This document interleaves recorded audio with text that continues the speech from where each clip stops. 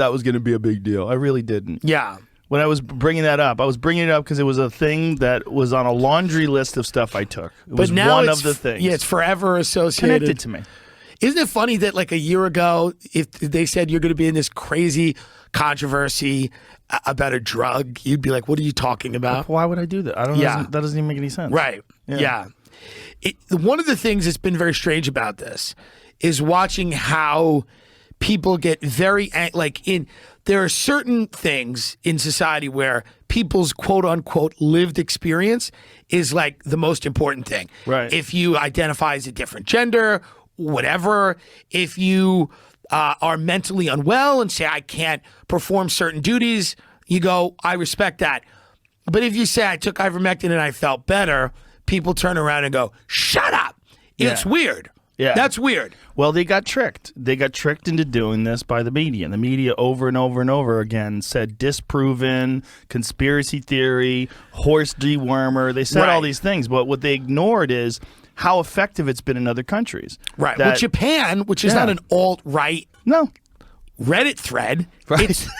It's Japan. Yeah. They were like, we're authorizing the use of ivermectin. And they had a giant drop-off of COVID cases. Right. The same thing happened in parts of India. You can get it in Texas. Like when I had COVID, my doctor just wrote me a prescription for ivermectin. Some doctors. I know a doctor who's actually being brought in front of the medical board, being subpoenaed because this doctor prescribed ivermectin to patients with COVID, and they want to know why.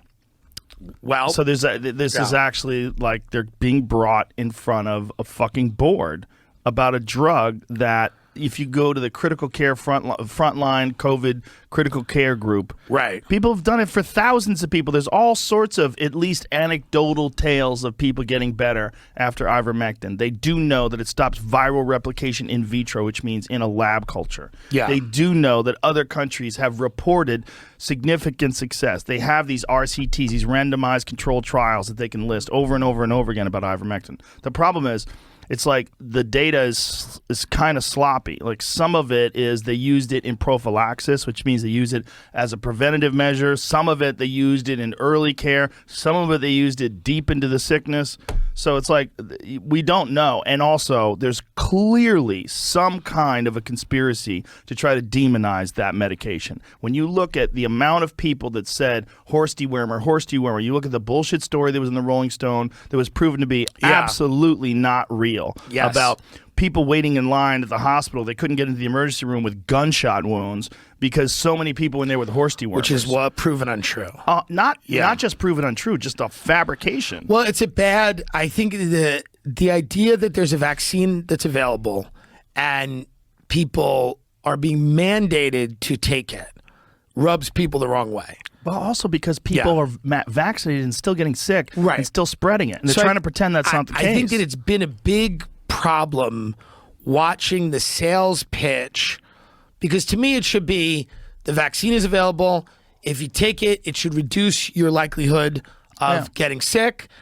That should not be, you shouldn't lose your job. Right. Like that's what I was saying. I was like, it seems crazy to me to fire somebody and make them destitute, broke, homeless, right? Because they will not take a vaccine. Not only that, a lot of them are nurses, and nurses have already got COVID. Right. So they've had COVID, they recovered, they have better antibodies. Well, that's the thing. A lot stronger of people, antibodies. Yeah, there's people that aren't anti-vax per se, but they say, I have natural immunity. Yeah. So that never made sense to me. The mandates never made sense. I didn't get that. Even the term vaccine is incorrect. Right. It's a gene therapy. It's a different thing. A vaccine is like smallpox. You get it, and then you never get smallpox. Or like measles. You know, once you have the vaccine, you don't have to worry about it anymore. That's for the vast majority of people. Right. That's what a vaccine's supposed to be. This is something where you have to get three of them in a fucking year. But this is like when I used to sell mortgages, you would get a mortgage, and then 2 years later, you would get a refinance. Exactly. So here's what you're not realizing. If I'm Pfizer, I don't want to just be in your life for one transaction. I'm your partner for life. Right, forever. So every couple of years, I'm going to call you up and say, hi, Mr. Rogan, how are you? And we're going to do it again. Yeah. We're going to get a boost. That's the American way we sell everything. There's not one product on the American market that people go, you got it, you're good. Not one. Every single product, you could go buy an air conditioner The guy's like, and when you have a kid and you need another one, you come back here. Like, Yeah. this is just kind of in our DNA. It's also weird that there's 3 vaccines. There's only 2 now. Well, They're there's telling 2. you not to take the Johnson & Johnson Right, anymore. but that's weird when the CEOs of the vaccines are like making fun of each other. That doesn't make you feel good. No. Like I remember people got the Johnson & Johnson and then we were an hour away from getting it. They discontinued it. Me and a bunch of people in LA. That didn't make you feel good. No. It shouldn't be, I think. I mean, capitalism has some great things, but like, I wonder if we should, like, the vaccine shouldn't be like one of these products where it's like, you know how Wendy's and Arby's fight on Twitter as Yes. a joke? I don't think a life-saving vaccine should have that. Like, I don't think Moderna and Pfizer should be fighting with each other. But it doesn't make you feel good about it. I don't think Moderna and Pfizer are fighting with each other, but different countries. Well, they'll knock each other. Like the CEO, like Really? Jamie can even look. Yeah. Thank God, George Soros has finally started a corporation to stamp out this misinformation. George Soros, that's what's needed here. He'll get the truth out there. We can relax.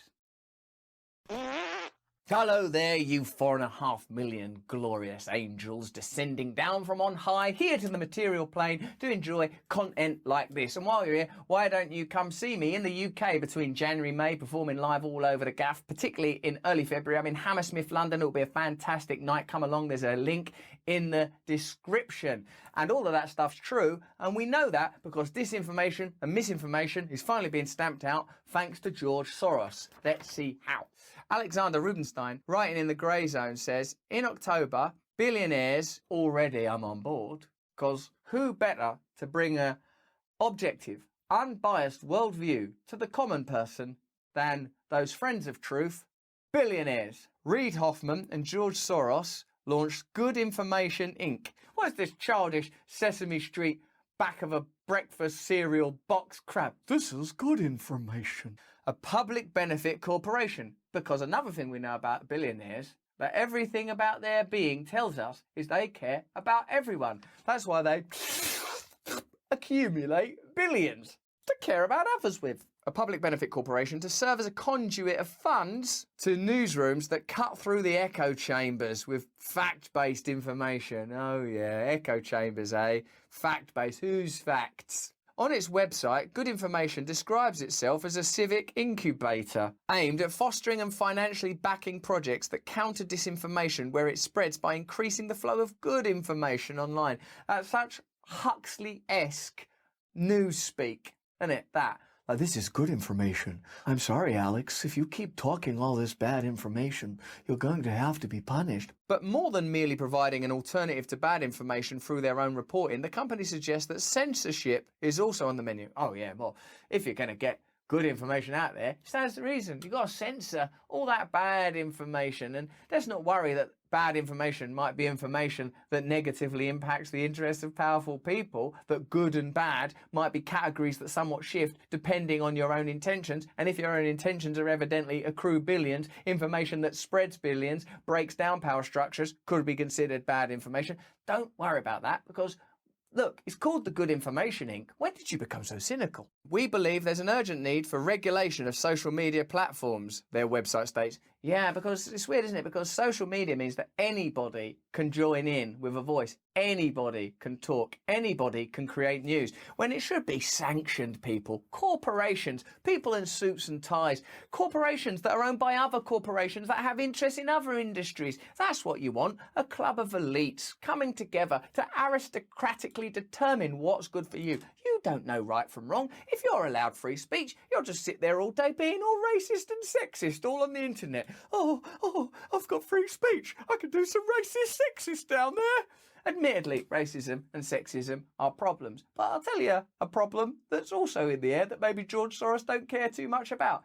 Billionaires taking all the money, taking all the power, creating a homogenised, empty public space where ordinary people of all colours, genders, varieties don't have enough power except to squabble with one another over issues that won't ultimately affect the interests of the powerful. And what exactly is good information? The company provides another clue that the good information resides exclusively on the pages of established media outlets. Oh, yeah, because you've never thought, have you, for a moment, that established media outlets might let you down because of their allegiances with their advertisers, because of their relationships with government and big business, because they are parts of conglomerates that spread the globe and have all sorts of shared interests. No, they're a reliable bunch. That's where you get your good information. Pages of established media outlets with billion-dollar budgets lamenting on its websites that 185 million Americans don't trust traditional media. Oh, why would that be? What's wrong with you guys? You just don't trust traditional media. I think the best thing to do is to censor you until you do trust traditional media. Maybe if we take away your voice, then you'll have no choice but to trust traditional media. And then the problem will be dealt with. And we wouldn't have to look at corruption and the relationships between advertisers and the broadcasters that they advertise their products on, or the relationship between lobbyists and the Congress people that pass favourable laws for those corporations. We can just shut you up. Billionaire philanthropist, lover of humanity, George Soros has weaponized his vast wealth in support of US foreign policy for several decades. Following the collapse of the Soviet Union and later the unravelling of the socialist bloc in Eastern Europe, the Washington Post celebrated Soros as a member of a new network of overt operators supporting pro-democracy activists and media operations in place of and alongside the CIA. Anyone that collaborates with the CIA is obviously a friend of democracy. Why? You only need to look at the CIA's activities in Latin and Central America and South America to see how seriously they take democracy. Soros has sponsored warfare campaigns against designated US enemies from Hong Kong to Syria to Russia. Having sponsored the activities of many thousands of pro-US activists abroad, Soros is teaming up on Good Information Inc. with Reid Hoffman, a fellow billionaire with his own track record of political meddling, to train the sites of information operations back on the United States. During the 2020 Democratic primary election, Hoffman bankrolled a dark money outfit called Acronym, also funded by Soros, which launched a dysfunctional digital vote counting system, Shadow app, that helped upend Bernie Sanders' apparent win in the Iowa caucus. Bernie Sanders is evidently bad information because they were willing to upend his apparent Iowa caucus victory in favour of the result that they would prefer through a good old Shadow app. The Good Information website is capitalising on the buzz that surrounded the Facebook files leaked by Francis Hogan. In announcing the launch of Good Information, lead Tara McGowan tweeted, "The broken, divisive information ecosystem in which we find ourselves today is an all-hands-on-deck challenge for American democracy." One thing that the hashtag Facebook papers make abundantly clear is that bad information flowing online is one of the gravest threats that we face as a society, she added. Despite this, Reid Hoffman himself has invested in Facebook. Hold on a minute. If you think that it's this place where bad information flows from and your main job is you want to create good information, don't invest in the thing that's creating all the bad information. Otherwise, what people might start to think is you don't care about good and bad information. You care about information that's favourable to you and making money. Good information. I don't like this language. I don't like that baby talk. Good information, bad information. Good information. That's bad information. Oh, bad information. When something calls itself something that blatant, I always think the opposite is true. Good Information will acquire Courier Newsroom from Acronym for an undisclosed sum, Axios reported.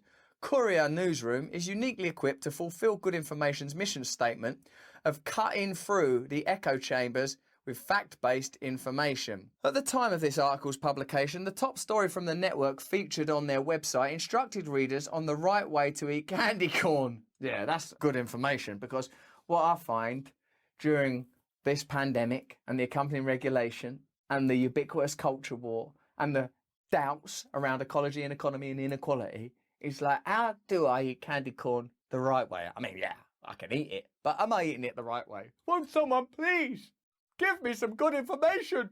Oh, there is all candy corn in my eye holes. The seemingly banal story was in fact of a cynical strategy McGowan has honed on Facebook and other social media sites: spin out media outlets in swing states with seemingly local flavour, draw in unsuspecting audiences with clickbait articles, then mobilise readers ahead of elections with aggressive political content. Oh, you vicious bastards. That's exactly what you think they're doing. Do you worry about the right way to eat candy corn? Yeah, I do. I'm just a lovely guy just trying to get through life eating candy corn.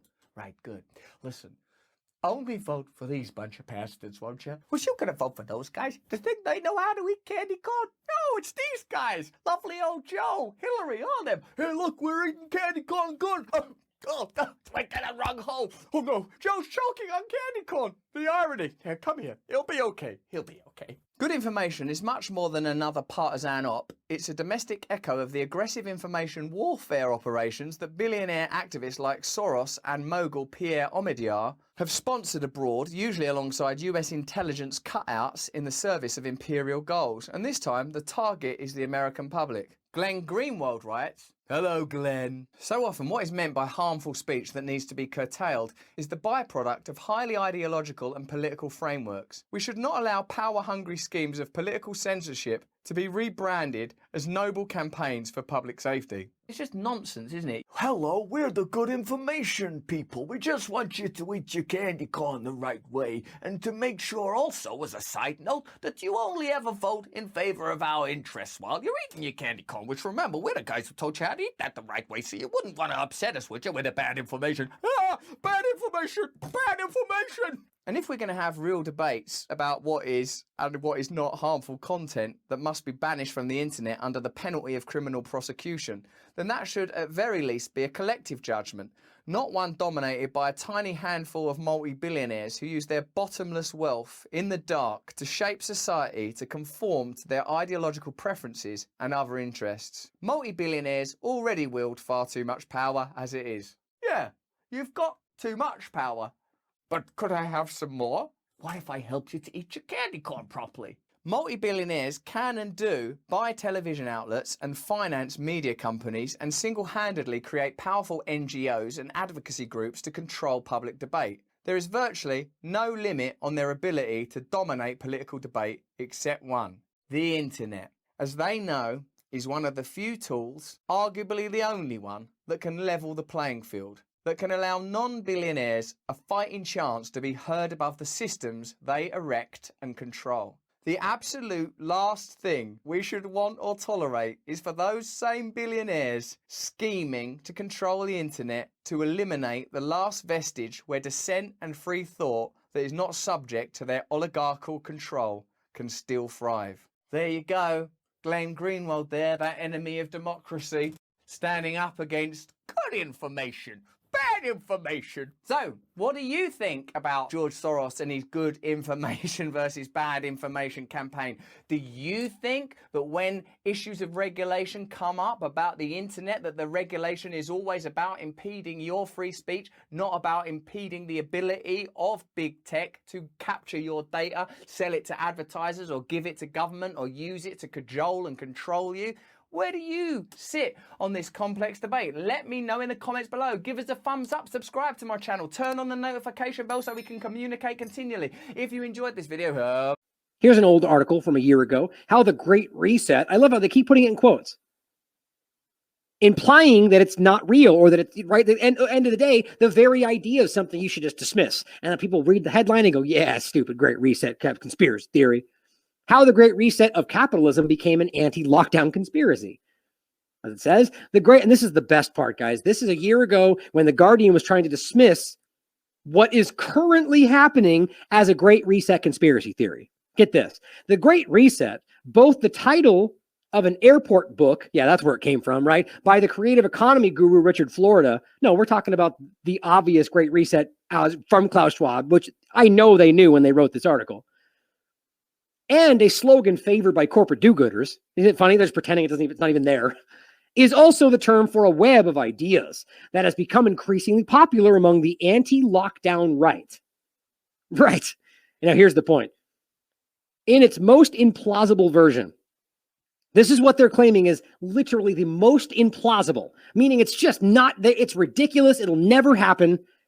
The conspiracy imagines that a global elite is using COVID-19 as an opportunity to roll out radical policies, forced vaccination, digital IDs, cards, and the renunciation of private property. Guys, that is actually quite literally what has happened. That didn't age well, did it? Why don't we play the clip just for fun, since we played in the beginning, and this is exactly what he literally says.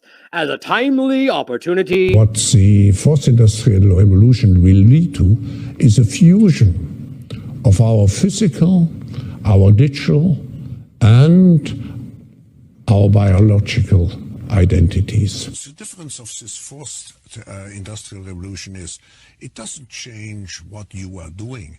It changes you. If you take genetic editing, just as an example, it's you who are changed. And of course, this has a big impact on your identity.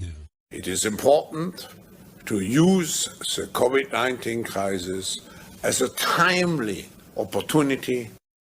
So people assume we are just going back to the good old world which we had, and everything will be normal again in how we are used to normal, in the old fashion. This is, let's say, fiction. It will not happen. The cut which we have now is much too strong in order not to leave traces. That was July 2020. July 2020. That's Klaus Schwab, the leader of the World Economic Forum. The primary vehicle on which the Great Reset is moving, right? And he's the one who's openly working alongside, as the leading partner of this agenda, the United Arab Emirates, right? They're building supposedly an equitable, equal future, while the United Arab Emirates literally does the opposite in its own country right now, because that's obviously what's happening, right? God, I mean, they really think we're that stupid. So again, let's go back to what it says right here. In its most implausible version of this ridiculous conspiracy theory, they're claiming that global elites, like Klaus Schwab, right, like these elitists in the world that are high up in power, like Bill Gates and whoever else, or you can play that part of it all you want. You can frame whoever you think the global elite is, because you dive into that part of it, then they're going to use that to dismiss. But he thinks Bill Gates is running the whole thing. Do I think they're playing a role? Obviously. But regardless of how you think this is coming down, the point is that people in power are using COVID-19 as a timely opportunity to roll out radical policies like the Great Reset, like forced vaccinations, like the digital ID cards, like renunciation of private property, like Bill Gates becoming the largest private farmland owner in the country under the guise of, come on. How much more do we need to see? How can this be the craziest implausible version? And here we are, and it's almost like that was a map for where we just went. How do people miss this stuff? So the conspiracy continues. November 17, 2020, Great Reset conspiracy theory takes Twitter by storm after Trudeau's speech on COVID-19.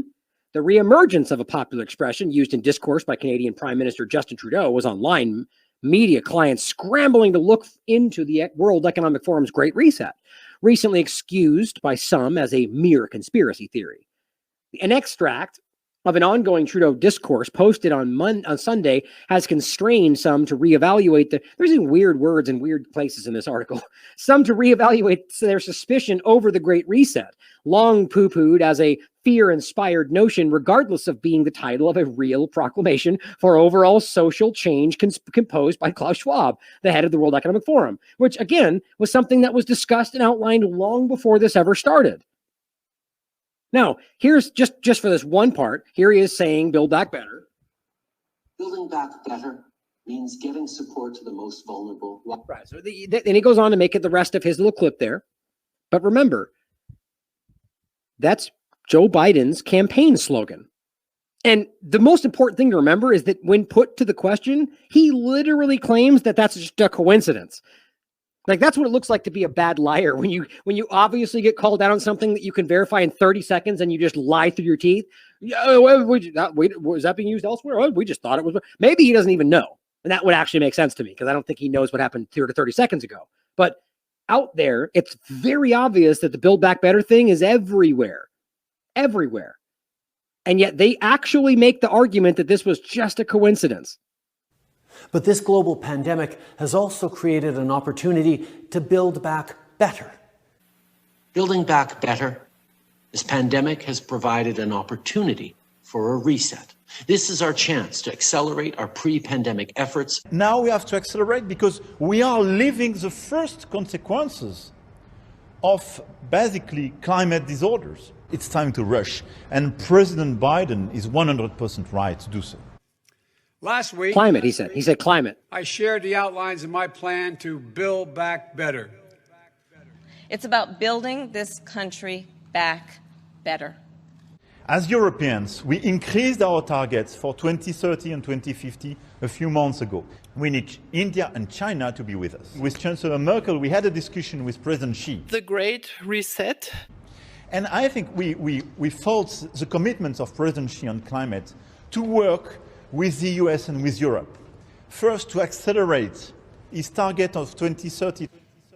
Our strongest beliefs are challenged by the rise of a yet unknown new world order. A new world order that China has to be part of the process of creating it, and they have to buy in, they have to own it. Really need to bring China into the creation of a new world order. Partnership and cooperation among nations is not a choice. It is the only way. Now is the time to join together through constant cooperation and strong institutions and shared sacrifice and a global commitment to progress to meet the challenges of the 21st century. Build it back better. We must build back better. Together on building back better.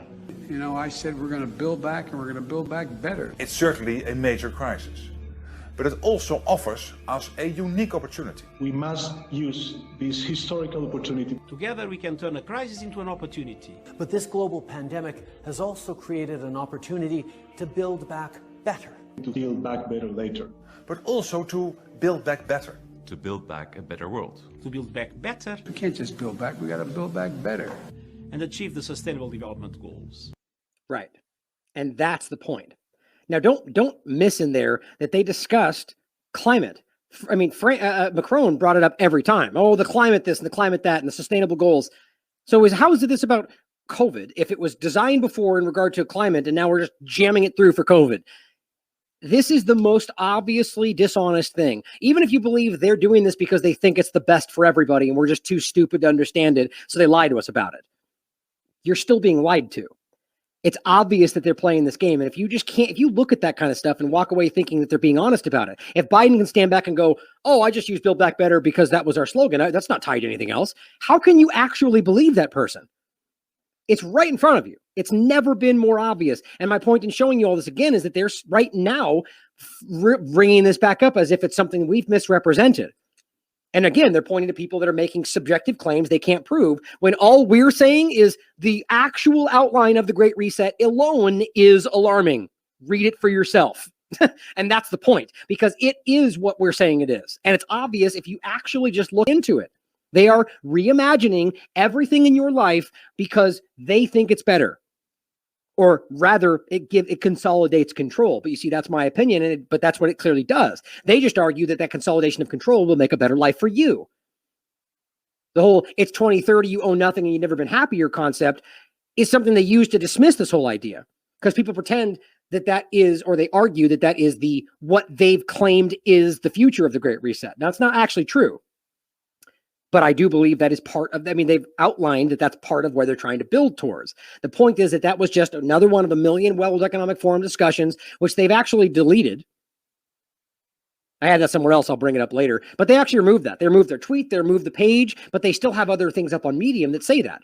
2030, you have no privacy. You own nothing and you've never been happier. But the problem is that you can't prove that's like the actual outline. So they point to that. They say fake news. It's a willful choice not to see what this actually shows you. Here's the World Economic Forum on July 13th, 2020. Before Biden was creating his Build Back Better slogan for the first time. To build back better, we must reinvent capitalism. Oh, so reinventing capitalism is how we fight COVID? I see. Got it. That makes a lot of sense.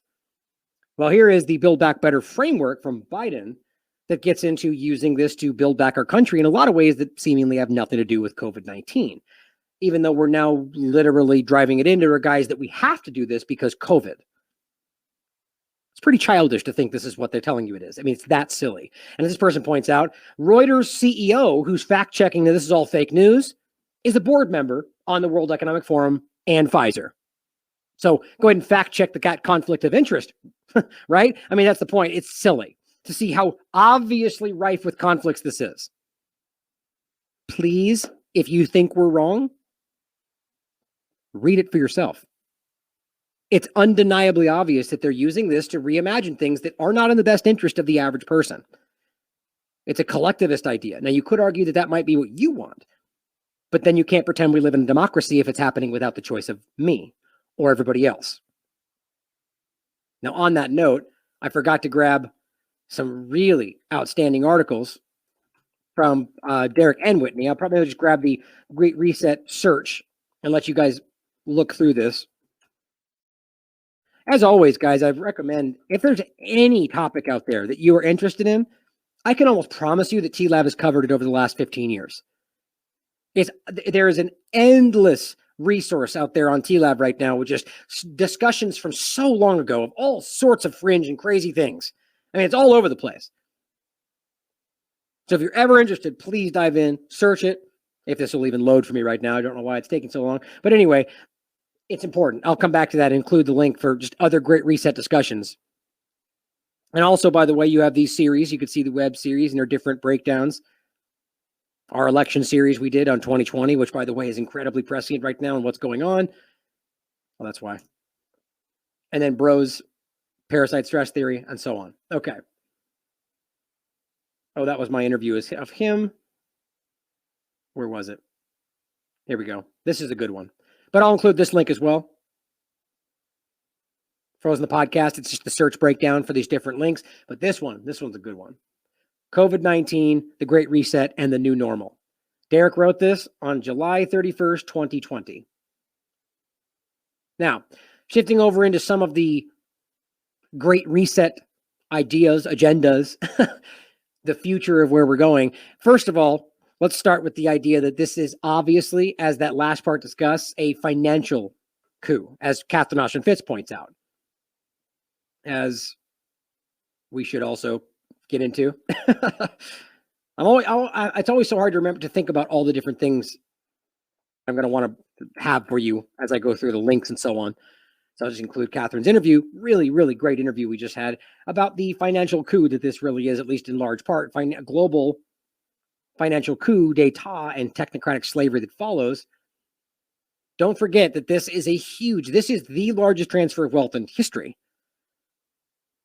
Breaking 911 reports, criminals have stolen nearly $100 billion in COVID relief funds. So first of all, shocking.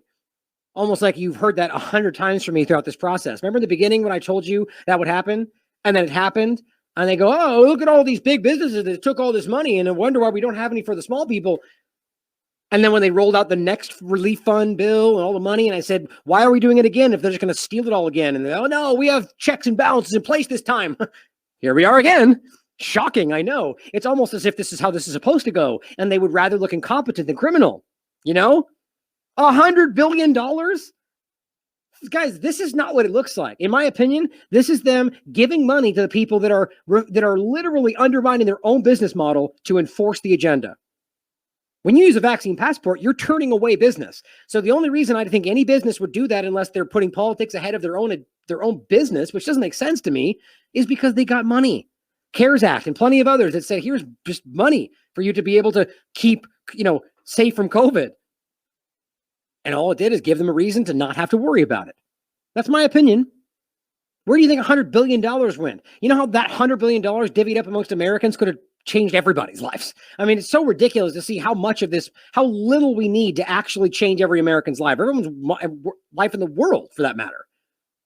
And we throw away enough money like that every single second, every year, really. But so first of all, recognize how disgusting that is and how incompetent that is.